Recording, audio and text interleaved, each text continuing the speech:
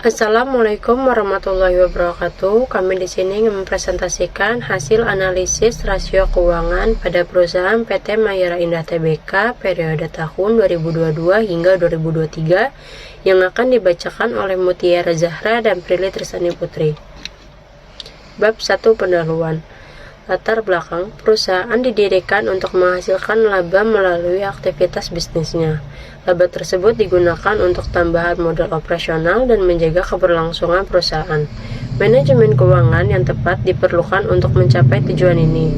Laporan keuangan seperti annual report diperlukan untuk memberikan informasi kepada investor, kreditor, dan pemangku kepentingan lainnya tentang kinerja keuangan perusahaan.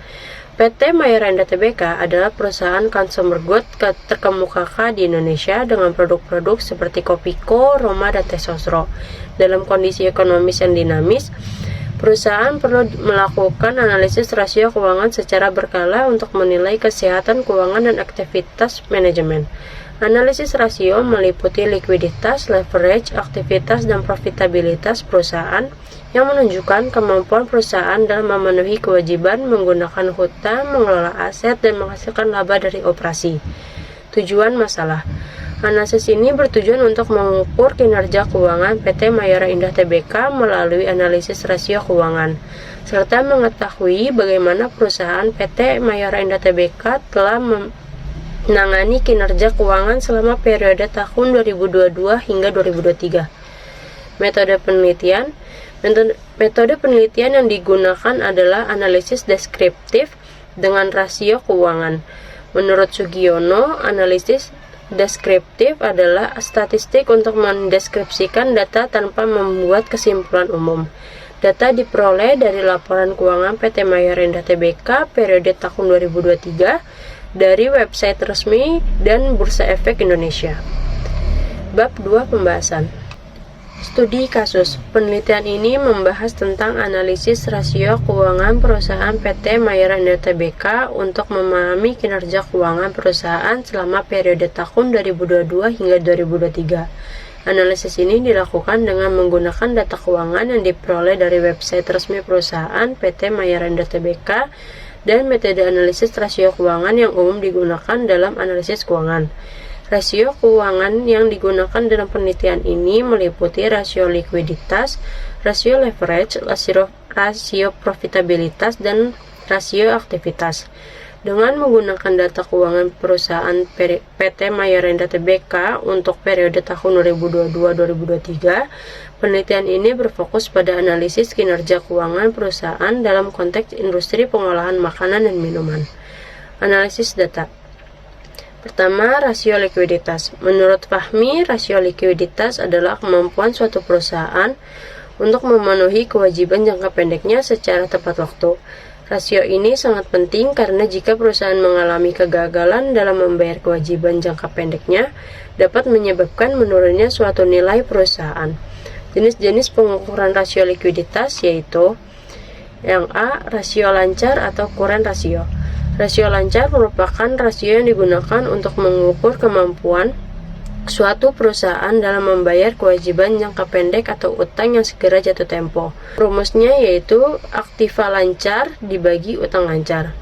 Seperti yang dilihat pada tabel berikut, pada tahun 2022, current ratio yang dihasilkan yaitu 2,62 kali dan pada tahun 2023 sebesar 3,67 kali. Yang B, rasio cepat atau quick ratio. Quick ratio adalah metode yang digunakan untuk mengukur jumlah uang tunai yang dapat digunakan untuk melunasi hutang. Rumusnya, aktiva lancar dikurang persediaan dibagi utang lancar. Dapat dilihat pada tabel perhitungan berikut, pada tahun 2022, quick ratio yang dihasilkan yaitu 1,93 kali dan pada tahun 2023 yaitu 2,78 kali. Yang C, rasio kas atau kas rasio. Cash ratio adalah ukuran kemampuan perusahaan untuk membayar kewajiban jangka pendek dengan menggunakan aset lancar tanpa memperhitungkan nilai persediaan. Rumusnya, kas dan setara kas dibagi utang lancar. Dapat dilihat pada tabel perhitungan cash ratio. Pada tahun 2022, cash rasio yang dihasilkan yaitu 0,57 kali dan pada tahun 2023 1,03 kali. Yang kedua, rasio leverage. Menurut Kashmir, rasio leverage adalah rasio solvabilitas yang digunakan untuk mengukur sejauh mana aktivitas perusahaan dibiayai dengan utang. Rasio ini menggambarkan seberapa besar beban utang yang ditanggung perusahaan dibandingkan dengan aktivitasnya. Jenis-jenis pengukuran rasio leverage yaitu A. Debt to asset ratio.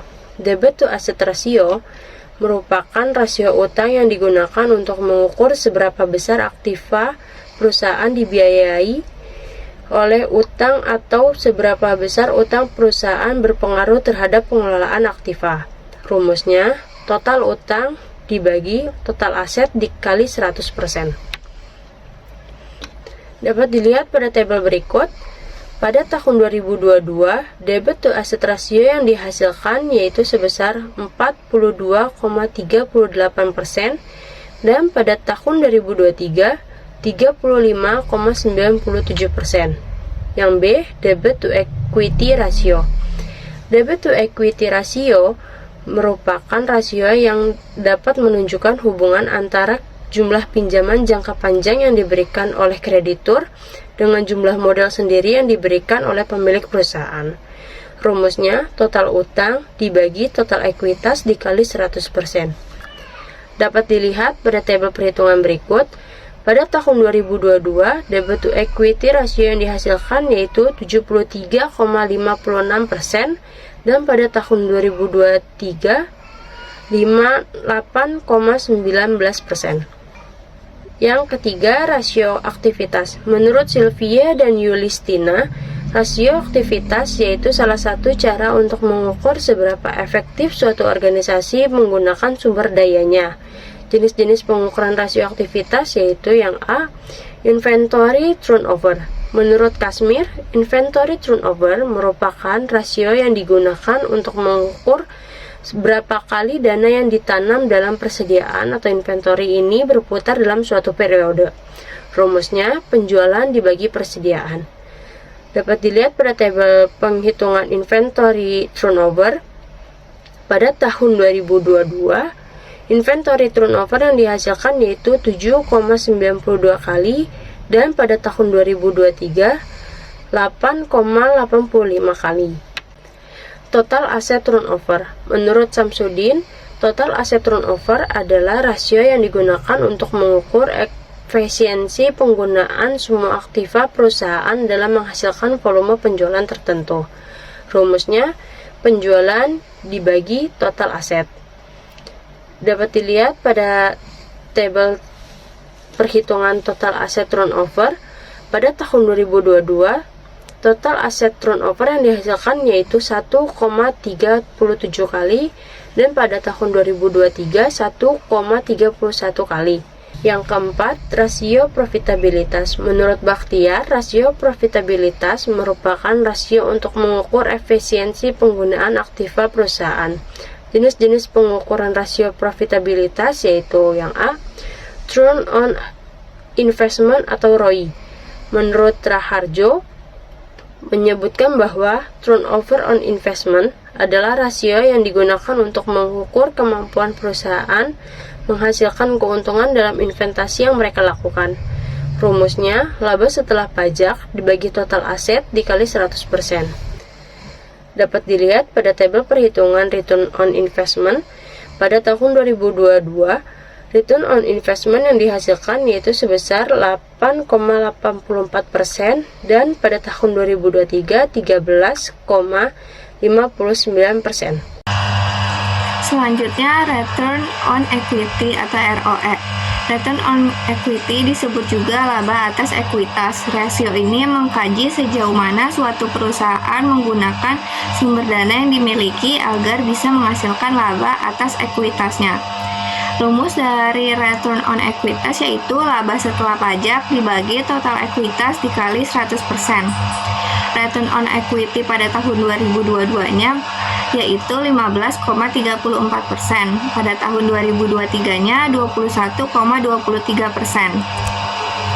2.3 Pembahasan. Berdasarkan laporan keuangan PT Mayora Indah Tbk yang dapat dilihat dari income statement dan balance sheet tahun 2022 sampai 2023, maka diperoleh hasil analisis laporan keuangan yang menggunakan analisis rasio keuangan seperti tabel berikut.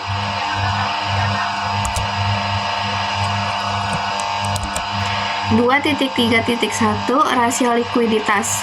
Yang A, current ratio. Berdasarkan pada perhitungan, PT Mayora Indah Tbk memiliki rata-rata current rasionya itu 3,145 kali dari tahun 2022 hingga 2023. Ini menunjukkan kemampuan untuk membayar kewajiban lancar dengan aset lancar.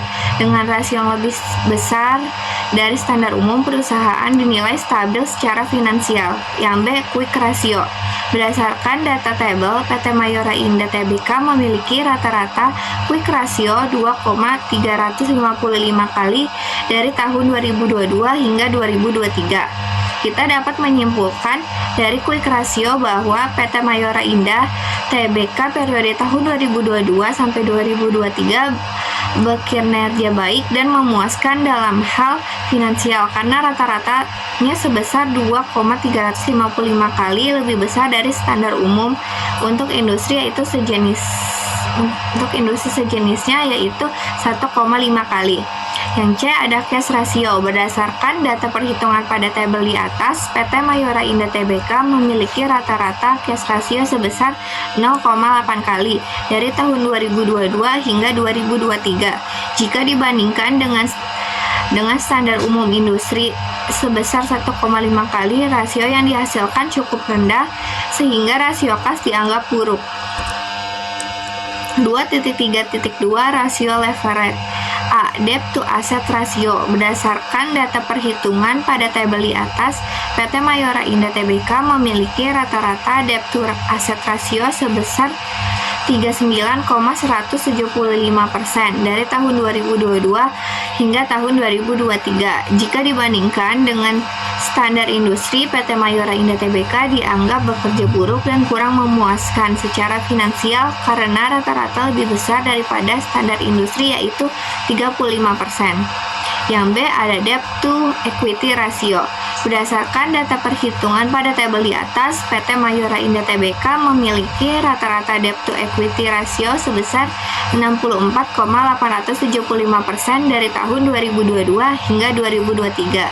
Dengan demikian, PT Mayora Indah Tbk periode tahun 2022 hingga 2023 dari sisi rasio utang terhadap ekuitas memiliki kinerja yang baik dalam hal finansial, mengingat nilai rata-rata rasio utang terhadap ekuitas di bawah standar umum untuk industri sejenis yaitu sebesar 90%.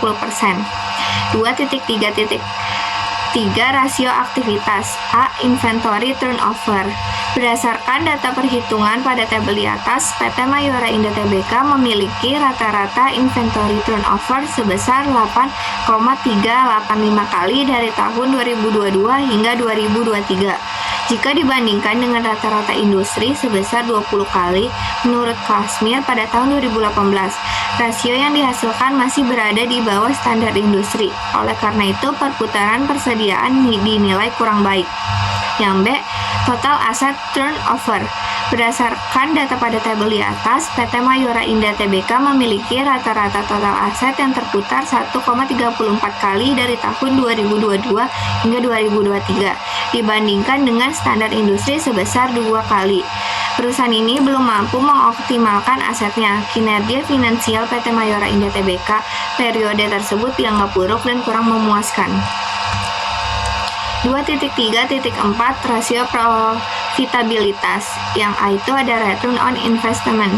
Berdasarkan data perhitungan pada tabel di atas, PT Mayora Indah Tbk memiliki rata-rata return on investment sebesar 11,215% per tahun dari tahun 2022 hingga 2023.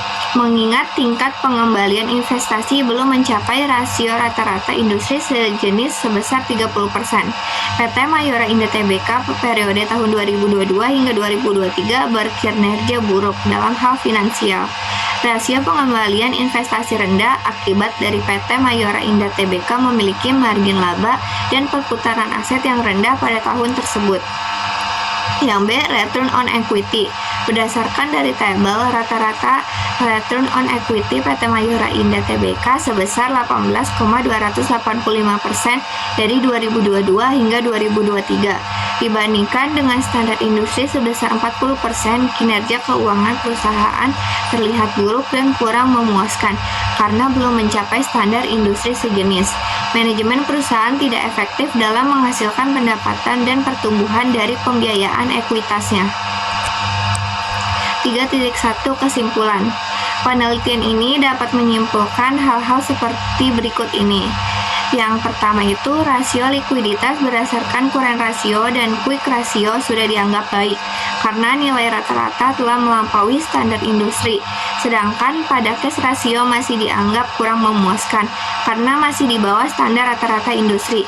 Yang kedua, kinerja finansial PT Mayora Indah Tbk periode tahun 2022 hingga 2023 menurut rasio leverage yang ditentukan oleh perhitungan debt to asset ratio dan debt to equity ratio karena jumlah rata-rata masih di bawah normal untuk industri.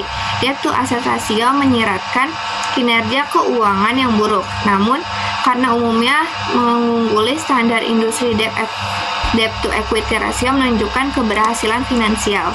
Yang ketiga, tingkat perputaran persediaan sebesar 8,385 berbanding dengan standar industri sebesar 20, yang menunjukkan PT Mayora Indah Tbk belum mampu mengoptimalkan asetnya. Sedangkan tingkat perputaran total aset sebesar 1,34 menunjukkan PT Mayora Indah Tbk belum mampu mengoptimalkan aset yang dimilikinya. Yang keempat, kinerja finansial PT Mayora Indah Tbk selama periode tahun 2022 hingga 2023 menurut perhitungan return on investment dan return on equity dinilai buruk sebab nilai rata-rata masih di bawah umum industri. Yang kelima, penilaian kinerja keuangan PT Mayora Indah Tbk selama tahun 2022 hingga 2023 menunjukkan hasil yang bervariasi. Rasio likuiditas seperti current ratio dan quick ratio tergolong baik, tetapi cash ratio masih kurang memuaskan. Kinerja finansial ditentukan oleh rasio leverage, di mana debt to asset ratio menunjukkan kinerja buruk, tetapi debt to equity ratio menunjukkan keberhasilan finansial. Perputaran persediaan dan total aset masih belum optimal, menunjukkan peningkatan yang diperlukan dalam pengelolaan aset. Return on investment dan return on equity juga dinilai buruk dengan nilai rata-rata di bawah standar industri. 3.2 Saran. Saran dari penelitian analisis ini adalah perlunya perusahaan untuk terus memperhatikan dan meningkatkan aspek-aspek yang mempengaruhi rasio-rasio keuangan, seperti rasio likuiditas, rasio leverage, rasio aktivitas, dan rasio profitabilitas. Selain itu, perusahaan juga harus memperhatikan faktor eksternal yang dapat mempengaruhi kinerja keuangan seperti kondisi pasar. Dengan demikian, perusahaan dapat memperkuat posisinya dalam menghadapi tantangan keuangan yang mungkin timbul di masa depan. Sekian penjelasan dari kelompok kami, kurang lebihnya mohon maaf. Assalamualaikum warahmatullahi wabarakatuh.